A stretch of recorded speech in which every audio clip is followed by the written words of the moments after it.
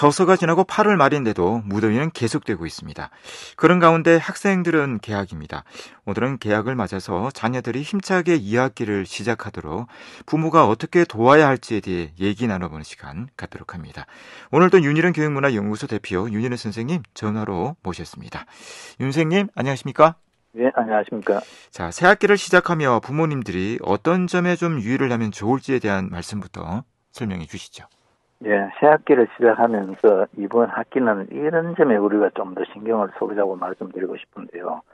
자녀에 대한 감시 감독보다는 좀 격려하고 칭찬하는 걸 생활화하면 어떨까 이런 생각을 합니다. 사실 우리가 칭찬은 고래도 춤춘다고 하지 않습니까?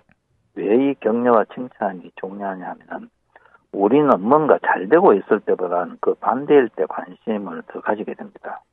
아이들에 대해서가 마찬가지죠. 아이들이 잘해 나가고 있으면 그냥 무덤덤한데 잘못됐을 때 관심을 가지게 됩니다.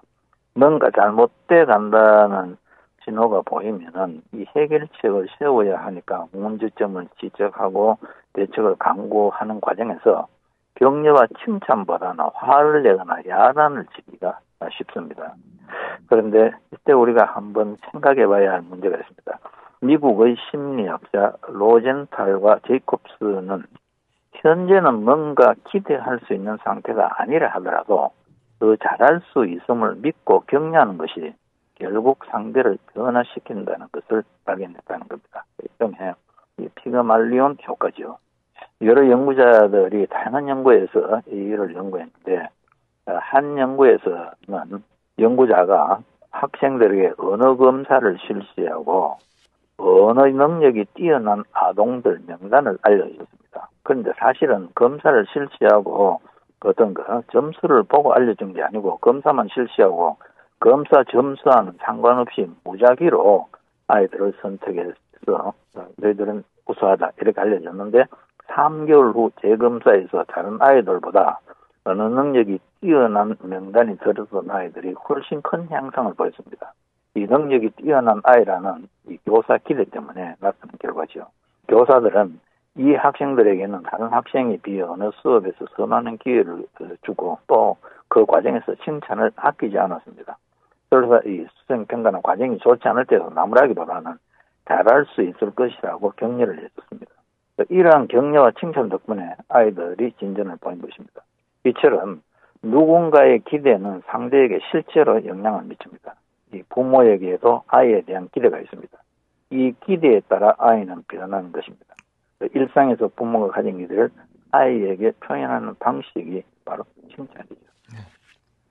자, 이 칭찬을 좀 잘할 수 있는 방법에 대해 구체적으로 말씀해 주시겠습니까?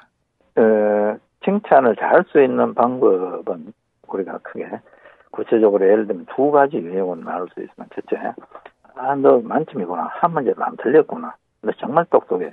와 같이 개인 능력에 대한 칭찬이 있고 그 다음에는 정말 열심히 노력하더니 정말 장하구나. 노력하더니 정말 잘하고 있구나. 등 노력한 과정에 대한 칭찬입니다. 즉 능력에 대한 칭찬과 노력한 과정에 대한 칭찬인데 개인 능력에 대한 칭찬에는 즉 아이 재능을 부모가 자랑스럽게 생각한다는 뜻이 담겨 있죠. 그러나 이 경우 아이 성장을 기대하기 어렵습니다. 아이는 자신이 얼마나 능력이 있고 머리가 좋은지를 보여주려는 데 계속 초점을 맞춥니다. 그래서 지금 내가 제대로 맞췄는지 그 결과가 중요하기 때문에 능력에 비해 늘 쉬운 과제만 선택하려고 하죠. 몇 개 틀리느냐가 늘 문제죠. 이 능력 테스트라고 생각하니까. 실패하지 않는 것에만 신경 쓰기 때문에 도전에 직면했을 때, 어려운 문제에 직면했을 때는 피하게 됩니다. 대한민국 학생들의 절대 다수가 이 유형에 속합니다. 한 번 실패하고 나면 또 나는 능력이 안 돼. 내 머리가 나빠서 안 돼. 이렇게 좌절하고 자기가 잠재 능력이 있음에도 불구하고 어떤 자기 능력을 탓하면서 주저앉아 버리는 겁니다. 그러나 결과에 연연하지 않고 아이가 기울인 노력과 과정에 대한 칭찬을 계속하면 아이들은 결과보다는 자신이 하고 있는 과정에 초점을 두게 됩니다. 물론 결과가 좋으면 기쁘고 기분이 좋겠지만 그렇지 않다 하더라도 능력 탓이 아니고 노력 탓이므로 실패하고 좌절하지 않고 더 새로운 각오로 더 노력하려고 애쓰며 이 도전을 하게 됩니다. 즉 새로운 도전에 부딪혔을 때 문제를 해결하기 위해 새로운 방법을 생각해내고 실패가 거듭된다 하더라도 성공할 때까지 계속 시도하죠. 그만큼 더 많이 얻게 되는 도전 기회에서 더 많은 경험을 하게 되는 겁니다. 그래서 우리는 또 미국 콜롬비아 대학의 연구진들의 연구도 한번 살펴볼 필요가 있는데요. 학생들을 두 집단으로 나누고 한 집단은 현재 능력이 중요하다고 믿는 학생이고 다른 한 집단은 노력을 강조하는 학생들이거든요. 그래서 연구자들이 질문을 던지고 이들에게 피드백을 줬는데 피드백 중에 단순히 정답인지 오답인지 알려주는 것과 한 집단은 이렇게 하고 한 집단은 정답과 함께 정답을 얻기 위한 도움말을 주는 것이 있었습니다.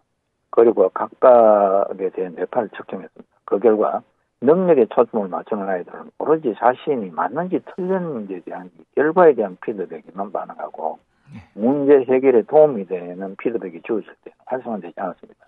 반면에 노력을 중시하는 집단에서는 답이 맞고 틀리는 것뿐만 아니라 정답을 얻기 위한 도움말에 반응을 보였습니다. 이것도 배움 폭을 넓힐 수 있는 피드백에 반응을 보이는 외에는 평소에 노력에 초점을 두는 것이. 그래서 우리는 중요한 것은 실행과 실패에 대한 대응입니다. 아이들 앞에 놓인 이 긴 인생 여정에서 얼마나 많은 실행과 실패가 있을 것이라는 것은 우리가 짐작할 수 있습니다.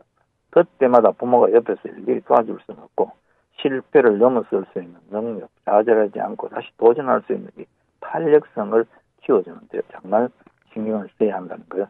새 학기를 시작하면 같이 한번 생각해 보면 좋겠습니다. 네. 이 새 학기를 시작하며 학생들이 학교 생활을 좀 잘 할 수 있도록 당부하고 싶은 말씀이 있다면 어떤 것이 있을까요? 특별한 것은 없고 우리가 늘 되풀이하는 이 상식에 분해서 부모님이나 학생이나 이 점을 한번 다시 아시면 좋겠습니다. 가능한 한 꼭 식사는 하고 등교하자. 그리고 그도 우리가 강조를 합니다만 잠습관, 푹 자고 깨어있을 때 집중하는 이 습관이 집중도를 높이고 멀리까지 가게 한다는 것.